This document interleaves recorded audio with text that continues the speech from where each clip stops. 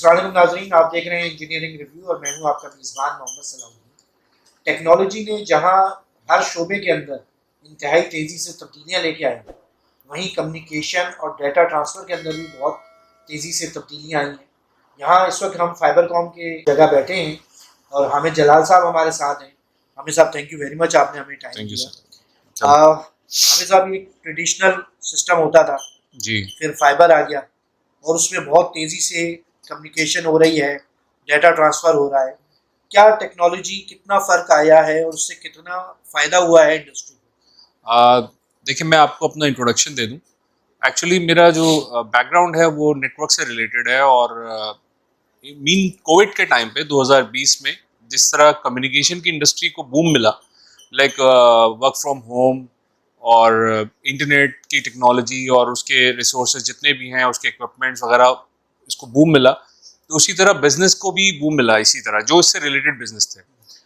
मेरा कंसर्न जो और मेरा जो रिलेटिवली एक्सपीरियंस रहा है वो ज़्यादातर मेरा सिक्योरिटी से रिलेशन रहा है, जिसमें सर्वेलेंस है, एक्सेस कंट्रोल है, फायर अलार्म है। ये मेरा एक फैमिली बिजनेस है जिसको मैं रन कर रहा हूँ। बट मीन टाइम पे 2020 में जब ये मैंने देखा कि कम्युनिकेशन इंडस्ट्री में इंटरनेट में थोड़ा सा बूम आया और लोगों की रिक्वायरमेंट बढ़ी, तो उसी टाइम पे मैंने प्लान किया कि मुझे ये काम भी करना चाहिए। और उसके बाद फिर मैंने ये काम स्टार्ट किया, जिसमें आहिस्ता आहिस्ता बतदरीज जो है वो मुख्तलिफ मुझे सेगमेंट्स मिलते गए, जिसमें इंटरनेट के बाद फिर कम्युनिकेशन है, फिर मुख्तलिफ किस्म के इक्विपमेंट्स की जो ट्रांसपोर्टेशन, लाइक उसको ऑप्टिकल फाइबर पे ट्रांसमिट करना, क्योंकि आपको पता है कि जो फास्टेस्ट वे ऑफ कम्युनिकेशन है वो ऑप्टिकल फाइबर ही है। मीडियम जो है उसका ऑप्टिकल फाइबर ही है। तो ऑप्टिकल फाइबर अगर मीडियम है तो उसके बैकएंड की जितने भी सेंडर और रिसीवर, कौन सी डिवाइस, क्या कस्टमर की रिक्वायरमेंट है, उसने क्या ट्रांसमिट कराना है उसके ऑप्टिकल फाइबर पे, कितने डिस्टेंस पे ट्रांसमिट कराना है, ये सोल्यूशन कस्टमर हमसे आके मांगने लगे और हमने इसी तरह अपने आप को ऑप्टिमाइज किया और उस तरह फिर हमने उनको सोल्यूशन देना प्रोवाइड कर दिया। फाइबर से आप क्या समझते हैं कि उसकी जो ट्रांसफॉर्मेशन है, जी उसकी स्पीड में कितना फ़र्क पड़ा है, उसकी क्वालिटी में कितना फ़र्क पड़ा सर, डेफिनेटली। देखिए, ऑप्टिकल फाइबर तो ऑप्टिकल से मुराद के लेजर है, लाइट है। तो जिधर लाइट सोर्स है, लाइट की जो सोर्स और स्पीड है, वो उसको कोई बीट नहीं कर सका आज तक। तो डेफिनेटली, और उसमें कोई कैपेसिटी भी नहीं है। ऑप्टिकल फाइबर पे जो कैपेसिटी या लिमिट होती है वो उसकी बैक एंड की डिवाइसेस पे होती है। फ्रंट एंड पे जो उसका मीडियम है, वो उस मीडियम की कोई कैपेसिटी नहीं है, उसकी लिमिटलेस है। लाइक अगर आपने किसी ने 1 गीग का डाटा ट्रांसमिट करना है, किसी ने 10 गीग का करना है, 40 गीग का करना है, 100 गीग का करना है। अभी तक जो कॉमनली मॉड्यूल्स आ गए वो 100 गीग तक के हैं।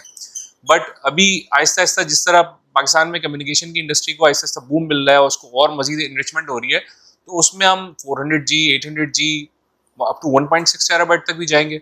लेकिन इस वक्त जो कॉमन मॉड्यूल्स हैं वो तकरीबन 100 गीगाबिट्स तक का आपका कम्युनिकेशन है। और इसमें जो मेरा मेरा जो क्लाइंटेल बनना शुरू हुआ, सबसे पहले तो मेरा वो क्लाइंटेल बना जो नेटवर्क ऑपरेटर्स थे या आईएसपीज थी, जिनको वो अपने डाटा सेंटर्स को, अपने पॉप्स को इंटरकनेक्ट करना था और उसमें उनको जो जो इक्विपमेंट चाहिए थे उसकी रिसोर्सिंग हमने स्टार्ट करी और हमने फिर चाइना से सोर्सिंग करके उनको इक्विपमेंट प्रोवाइड की।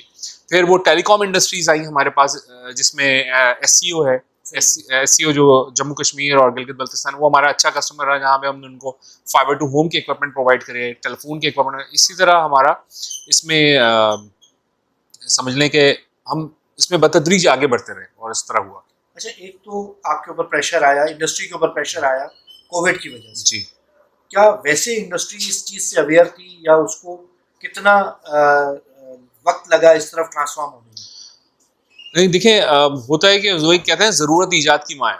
तो जब ज़रूरत इंसान को पड़ती है, और ज़रूरत डेफिनेटली जिस तरह पूरी दुनिया में आया बूम, इस तरह पाकिस्तान में भी आया, तो जब जैसी ज़रूरत आपकी इन्हेंस हुई, आपको हर चीज़ की रिक्वायरमेंट आपकी बढ़ती गई, इंटरनेट के यूजर्स बढ़ गए। एक ज़माना था जब इंटरनेट हम सिखाते थे लोगों को कि भाई इस तरह इंटरनेट यूज़ होता है। लेकिन अब जो है वो इंटरनेट जो है वो इटसेल्फ चैट जीपीटी है, अब तो डीप सीक आ गया है। तो इस तरह की चीज़ें हैं जो अब इंटरनेट हमें सिखा रहा होता है कि भाई आपको क्या चाहिए, वो बताने को बैठा हुआ है। पूरी दुनिया आपस में इंटरकनेक्टेड है। और इसी तरह फिर जो है आपकी जितना भी रिक्वायरमेंट हो रहा होता है वो उसको फुलफिल कर रहा होता है। तो एक बहुत बड़ा एक एलिमेंट होता है आपकी कॉस्टिंग। जी इंडस्ट्री को किसी भी नई टेक्नोलॉजी में ट्रांसफॉर्म होने के अंदर कॉस्टिंग भी देखती है इंडस्ट्री। जी कॉस्टिंग का कितना फर्क पड़ा? सर, कॉस्टिंग का तो बहुत फर्क पड़ गया है। लेकिन मैं आप बात करूंगा कॉस्टिंग को डाउनवर्ड करने की, क्योंकि पहले का ज़माना जो था वो कॉपर बेस्ड था। आपको पता है कि एक्सचेंज टू एक्सचेंज कॉपर पे कनेक्ट होते थे, रेडियो पे कनेक्टेड होते थे, अब ऑप्टिकल फाइबर पे होते हैं। सिंगल कोर पे पूरा एक्सचेंज चल रहा होता है। तो एक सिंगल कोर पे अब मैं अगर बात करूं कि अगर मेरे पास एक सोल्यूशन, अगर फर्स्ट करें कि आप एक सोल्यूशन लेकर आते हैं, यार मुझे 16 टेलीफोन लाइंस को या 32 टेलीफोन लाइंस को ओवर कॉपर वायर्स अगर मुझे ट्रांसमिट करना है और मेरे पास डिस्टेंस जो है वो 100 मीटर है, 200 मीटर है, 300 मीटर है, तो उसकी जो केबल है वो कॉस्टली बहुत है, बहुत कॉस्टली है।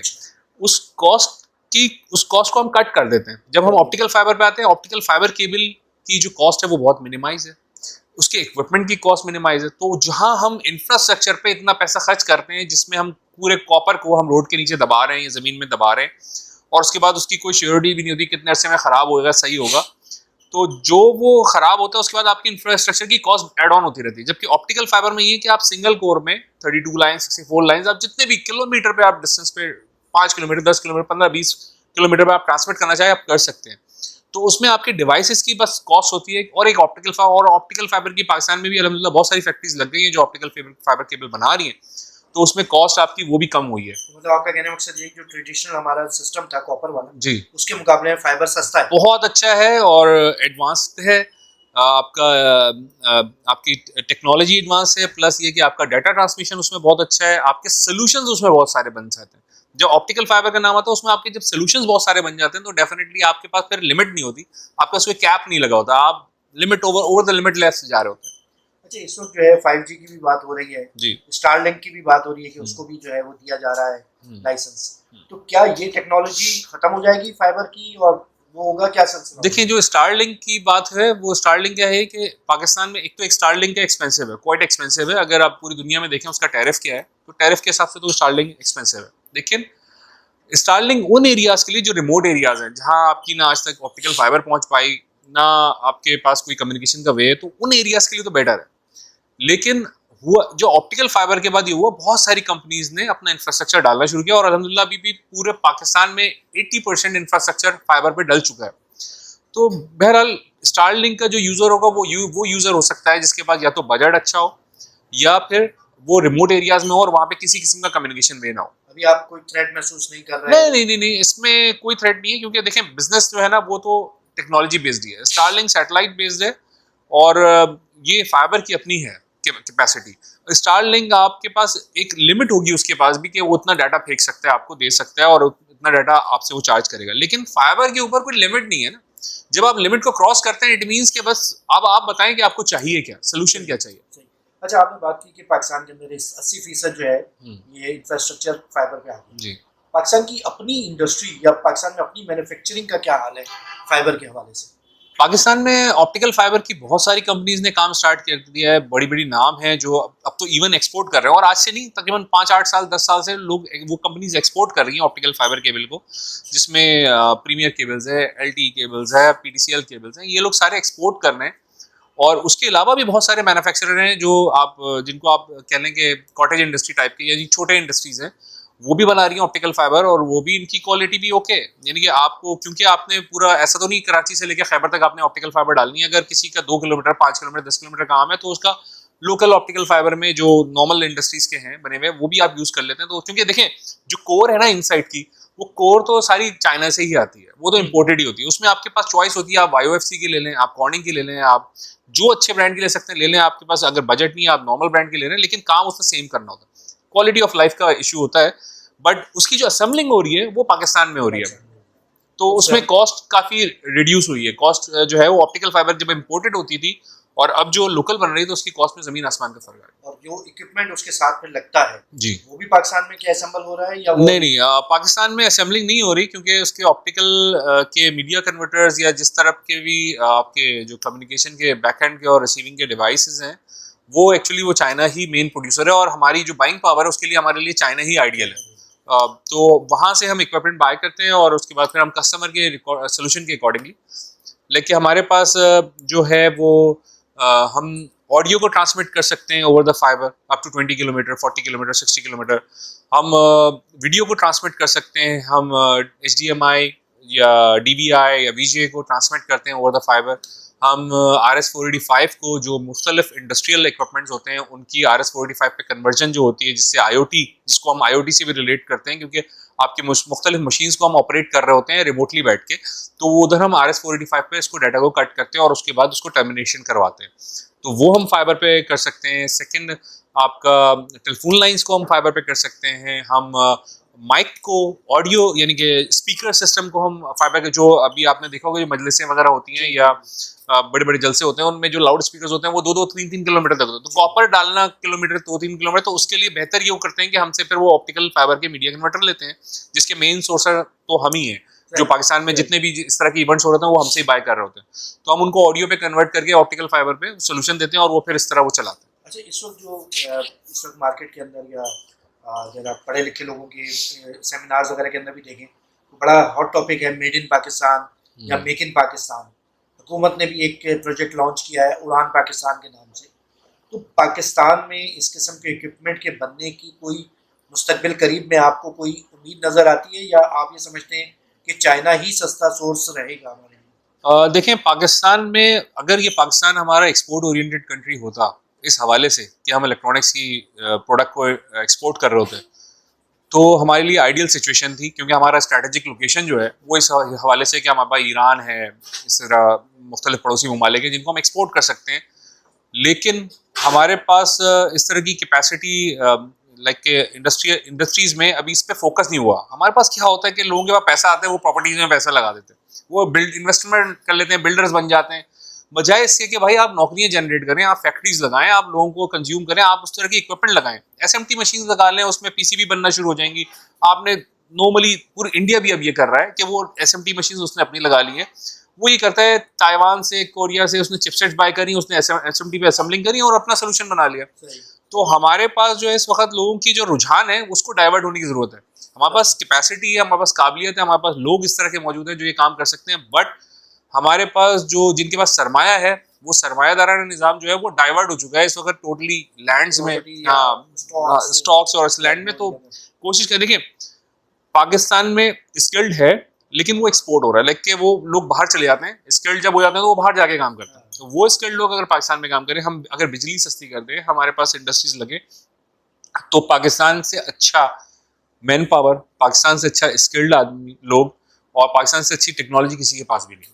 थोड़ा सा फाइबर कॉम के बारे में बताइएगा कि किन किन इक्विपमेंट्स में डील कर रही है, किन किन एरियाज में काम कर रहे हैं, कब से स्टार्ट किया, क्या आगे के प्लान क्या है? जी, हमने एक्चुअली फाइबर कॉम हमने स्टार्ट किया 2020 में, और हमारे देखें फाइबर कॉम मींस के communication over fibre, com communication and fibre. तो हमने कोशिश करी है कि हम वो तमाम का तमाम इक्विपमेंट ऐसा यूटिलाइज करें जो किसी भी कम्युनिकेशन के मेथड को ईज करे, ease of doing business, like easy करे उनकी कम्युनिकेशन को, प्लस उसकी जो मैक्सिमम जो सोल्यूशन सपोर्ट है उसको पूरा करे। लाइक हमारे पास SFP मॉड्यूल्स होते हैं, एवरी टाइप के SFP modules up to 100G तक अवेलेबल होते हैं स्टॉक में। हमारे पास पैसिव पैच कॉर्ड्स, लाइक जो बैक एंड की पैच कॉर्ड्स होती हैं जो SFPs में लगती हैं, मीडिया कन्वर्टर्स में लगते हैं, वो एवरी टाइप के मीडिया कन्वर्टर्स ही हैं, मल्टी मोड हो, सिंगल मोड हो, OM1 OM4 तक हमारे पास इस वक्त अवेलेबल है।